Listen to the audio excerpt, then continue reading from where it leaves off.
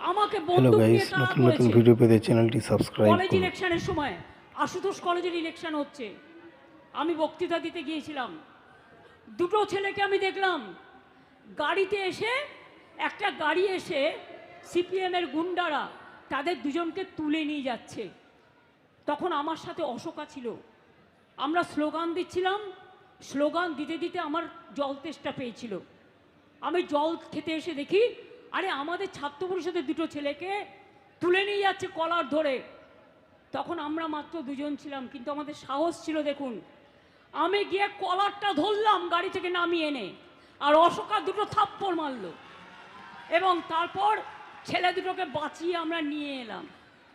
তারপর কি করলো, আমাকে বন্দুক নিয়ে তাড়া করলো, আমাকে পাইপ গান নিয়ে তাড়া করলো, আমাকে স্ট্যান্ড গান নিয়ে তাড়া করলো।